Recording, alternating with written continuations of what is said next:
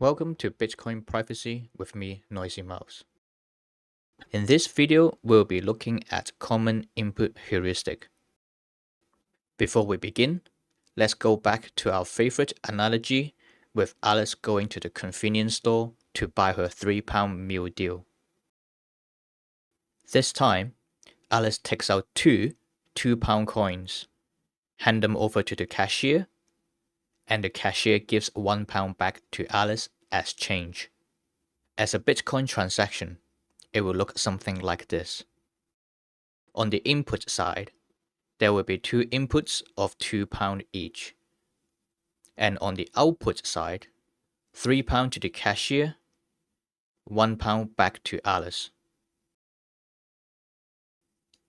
Common Input Ownership Heuristic assumes that all inputs of a given transaction are owned by the same owner. In this case, if we didn't know it was Alice who made the transaction, we could still apply the heuristic and assume the owner of the two £2 coins are from the same entity. Since we know those two £2 coins are from Alice, we could follow the coin's upstream history and learn more about where it came from and where it was spent previously. And it looks like Alice is a frequent visitor of this convenience store. And the two £2 coins from this transaction were changes left over for the same item from the previous transactions. Now, let's take a look at this particular transaction from OXT. Open up the transaction graph visualizer, select the transaction, and open up the transaction details panel. Here we have a basic spend transaction and a case of address reuse. We can start tracking the entity that made this transaction easily by following the output that matches with the input address. Even if the sender did not reuse address, we could apply script type heuristic to determine the sender by matching the address format. So the receiver in this case must be the address starting with 1.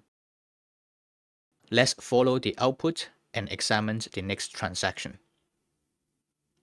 Once again, the address reuse behavior did not stop here.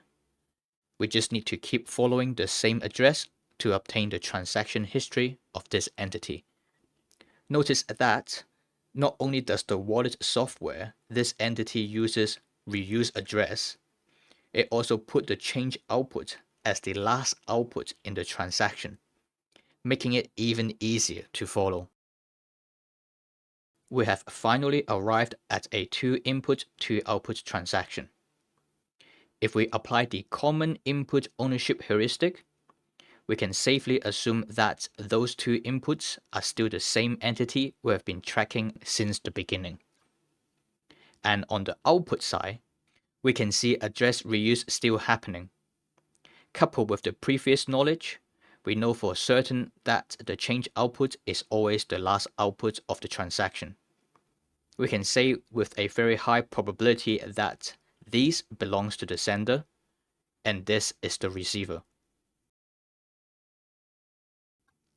We could keep following the change output to learn more about the entity's spending history down the line, but we are more interested in the source of funds for this entity. If we go back to the 2 input 2 output transaction, this time we could expand on the other input. Knowing that this input belongs to the entity we have been tracking, applying the heuristic that we know, we could unwind the transaction history backward until we reach the source of funds.